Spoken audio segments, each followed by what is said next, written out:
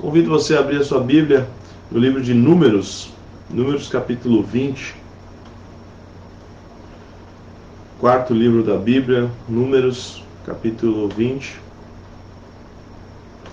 Quero ler com os irmãos do versículo 2 ao 11. Título de hoje, Água da Rocha. Números capítulo 20, do versículo 2 ao 11. Diz assim a palavra: Não havia água para a comunidade, e o povo se juntou contra Moisés e contra Arão. Discutiram com Moisés e disseram: Quem dera tivéssemos morrido quando os nossos irmãos caíram mortos perante o Senhor. Por que vocês trouxeram a Assembleia do Senhor a este deserto? Para que nós e os nossos rebanhos morrêssemos aqui? Por que vocês nos tiraram do Egito e nos trouxeram para esse lugar terrível? Aqui não há cereal, figos, uvas, romãs, nem água para beber. Moisés e Arão, o que fizeram? Saíram diante da Assembleia para a entrada da tenda do encontro e se prostraram rosto em terra, e a glória do Senhor lhes apareceu. E o Senhor disse a Moisés: Pegue a vara e com seu irmão Arão reúna a comunidade, e diante desta fale aquela rocha, e ela verterá água. Vocês tirarão água da rocha para a comunidade e os rebanhos beberem. Então Moisés pegou a vara que estava diante do Senhor, como lhe havia ordenado. Moisés e Arão reuniram a assembleia em frente da rocha, e Moisés disse: Escutem, rebeldes, será que teremos que tirar água dessa rocha para lhes dar? Então Moisés ergueu o braço e bateu na rocha 2 vezes com a vara. Jorrou água, e a comunidade e os rebanhos beberam. Após uma longa caminhada, nessa fugida do povo de Faraó, a gente vê aqui no versículo 2 o seguinte: Não havia água para a comunidade, e o povo se juntou contra Moisés e Arão. Imagina esse fato, Imagina essa situação, onde você não tem água, você está num deserto, e aquela situação fez todos se desesperarem ali, Nós, como eu disse, imagina essa situação, uma situação de desespero, uma situação de total, total fora, de controle, pensando que todos morreriam ali de sede. E essa não tinha sido a primeira vez que aquele povo se sentiu numa situação assim. Por quê?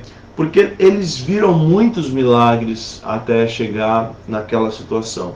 E por que eu quero destacar isso? Justamente pelo fato deles terem visto muitos milagres antes de estarem ali com medo de não ter o que beber, Então, mesmo depois de ver tantos milagres e livramentos do Senhor, desde que eles deixaram o Egito até a abertura do Mar Vermelho, a presença de Deus na nuvem, na coluna de fogo, a chuva de maná no céu, a glória do Senhor sobre o Monte Sinai, o povo parecia não se acostumar com a provisão divina. Era um povo que gostava muito ali quando acontecia algo miraculoso, algo surpreendente, mas era alguém que não se acostumava e sempre duvidava e se rebelava contra também o líder, Aqui o líder Moisés, coitado, ele teve que ouvir muita reclamação, muita murmuração do povo. E o deserto, ele significa para a gente hoje solidão. É um momento de dificuldade, é um momento de secura, é um lugar onde falta vida, parece que falta energia. A sede pode significar hoje não uma sede física, mas ela pode significar as nossas carências, sejam elas emocionais, físicas, espirituais. A sede ela pode significar também a nossa falta de algo na nossa vida espiritual, e nós também muitas vezes somos como esse povo. Talvez você não esteja diante de um deserto propriamente dito, e talvez você não esteja passando sede literalmente, mas será que a solidão, a secura, a falta de vida não tem assolado a sua vida também? Será que a sede, carências emocionais, físicas, espirituais também não tem assolado a sua vida?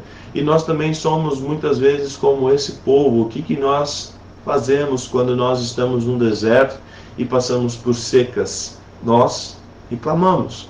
Nós, diante de situações difíceis da nossa vida, nós questionamos tudo e a todos. Então, eu creio e eu oro para que a diferença que exista entre nós e aquele povo que foi liberto do Egito seja na nossa atitude diante do problema. O que fazer quando estiver faltando algo? O que fazer quando estiver passando por um momento difícil, faltando algo na nossa vida? Eu quero refletir hoje com os irmãos sobre as reações que o povo teve, as reações de Moisés e Arão e a reação do Senhor diante desse fato, e entender o que nós também precisamos fazer diante de tais situações.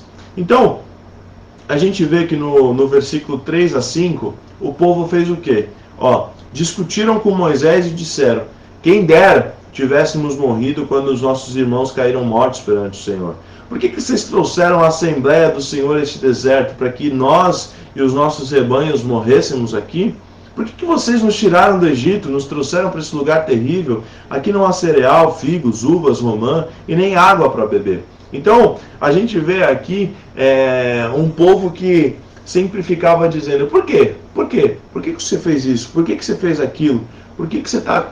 A gente tinha tudo ali. Então, a reação imediata do povo foi reclamar. A reação imediata do povo foi fazer contenda contra Moisés e Arão, que eram os líderes ali do povo.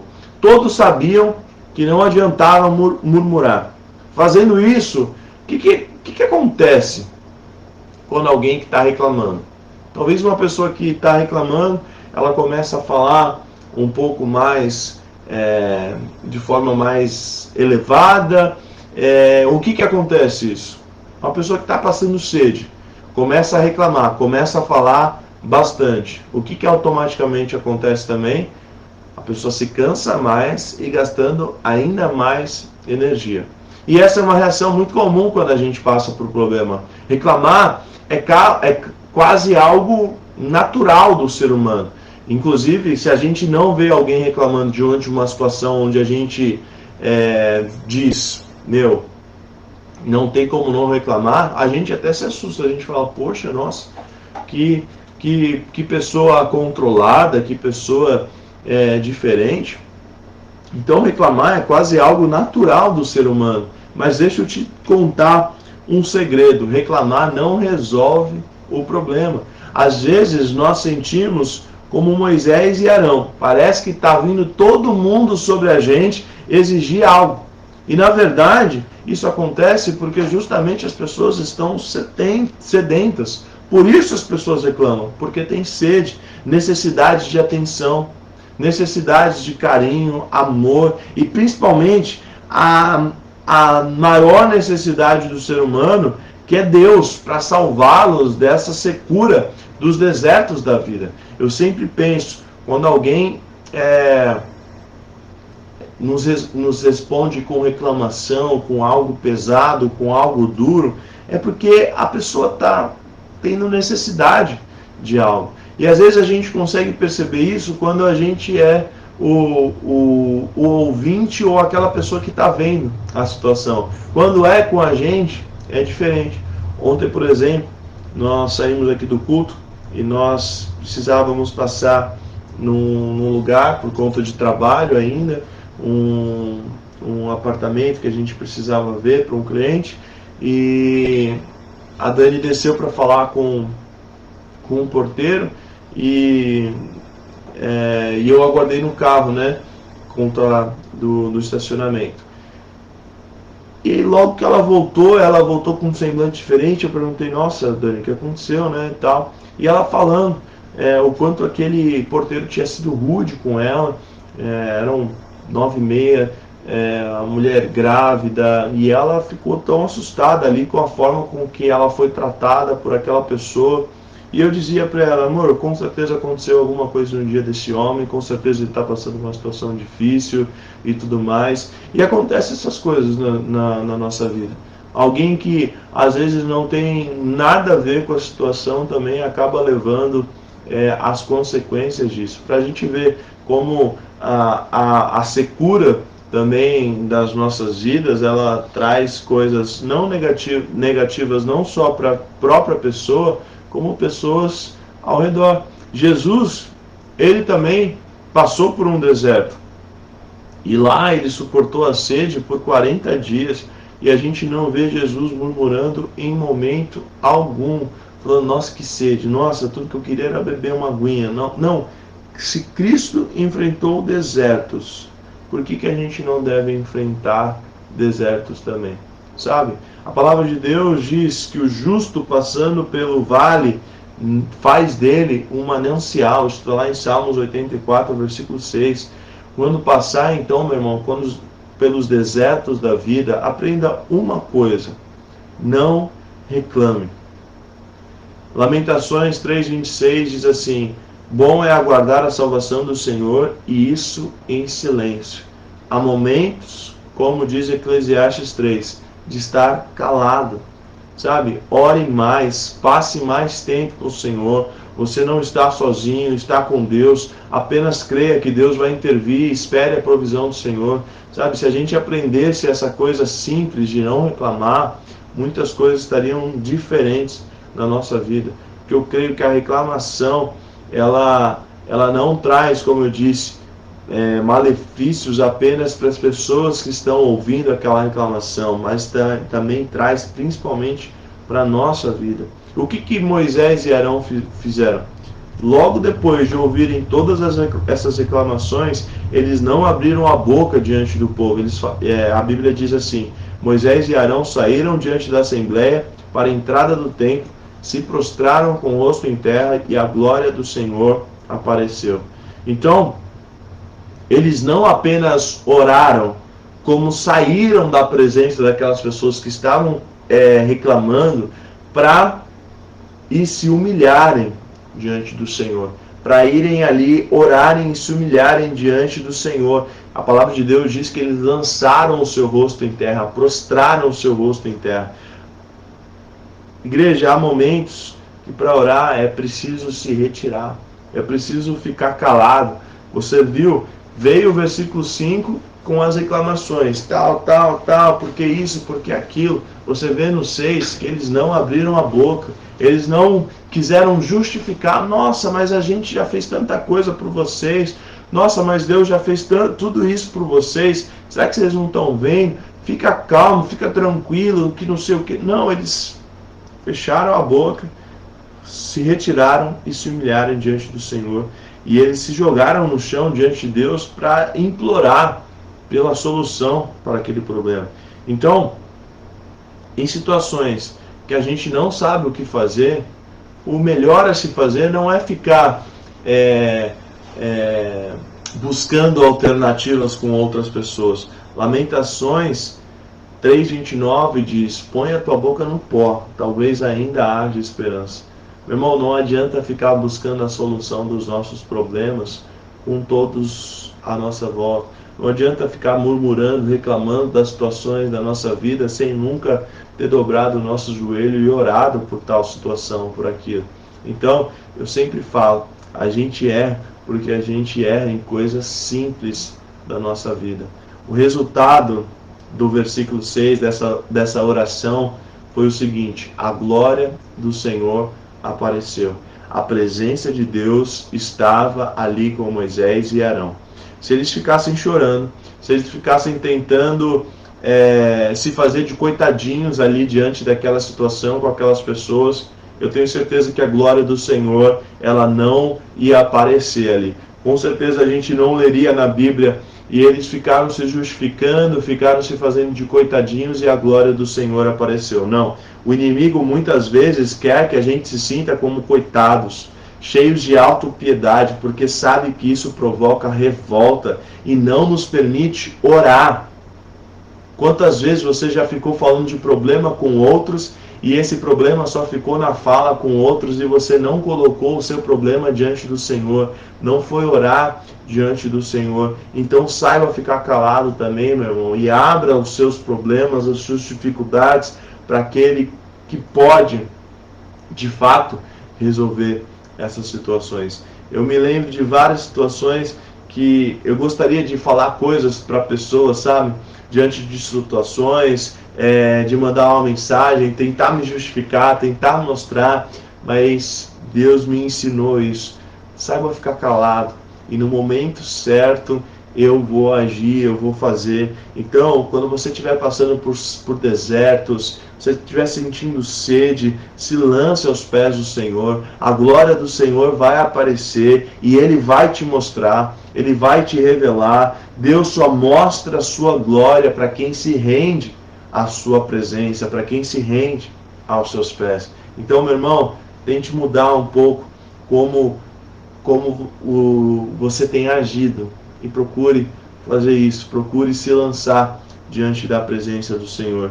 E o que o Senhor, Deus, mandou Moisés e Arão fazer? Olha o que diz o versículo 7 e 8. E o Senhor disse a Moisés: pegue a vara e com seu irmão Arão reúna a comunidade, diante dessa comunidade fale aquela rocha, e ela verterá água. Vocês tirarão água da rocha para a comunidade, e os rebanhos beberão.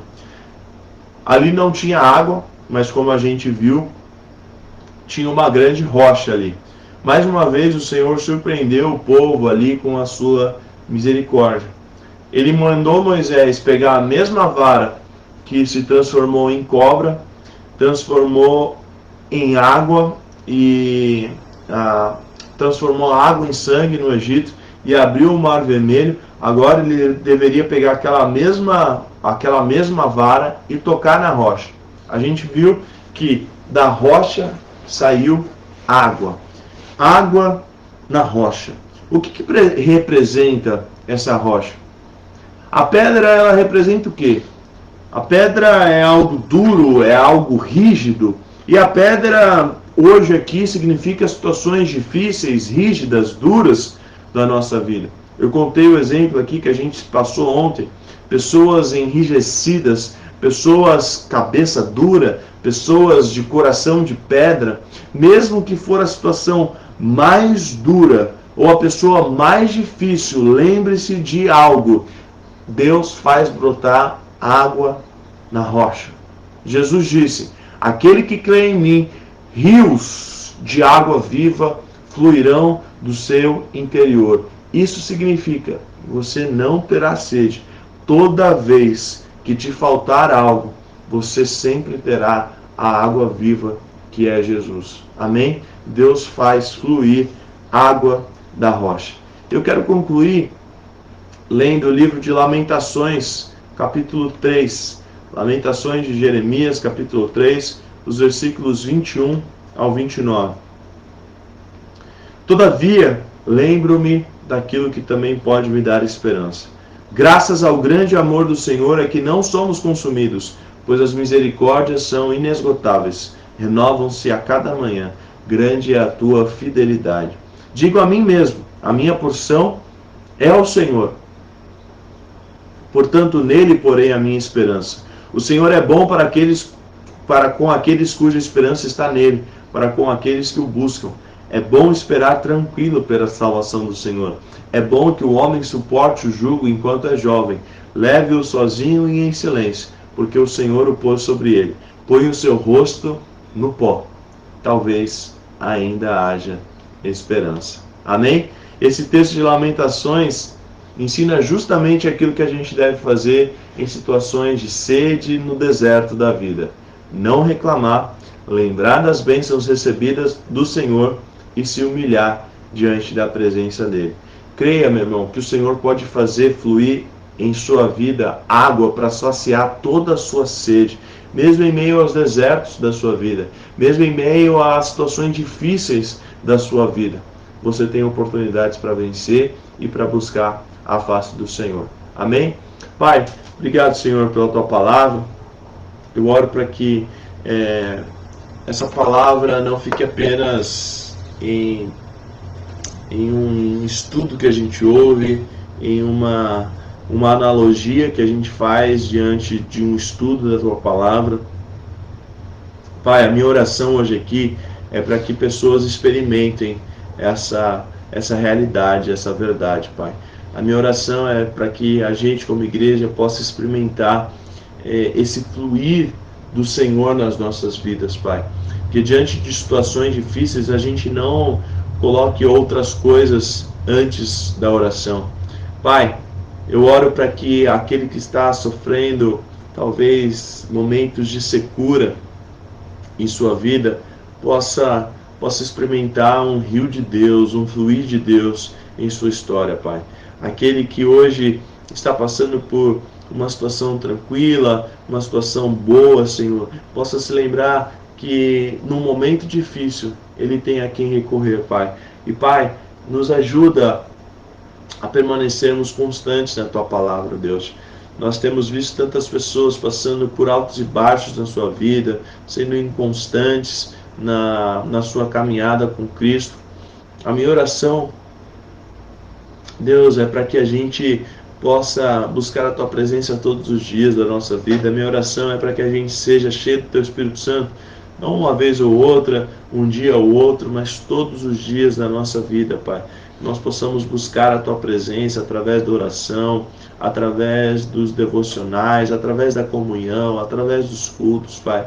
Que o Senhor não seja apenas um step na nossa vida, alguém que a gente recorre de vez em quando, alguém que a gente busca quando a situação aperta apenas, mas que o Senhor seja o nosso maior desejo, o nosso maior amor, Pai.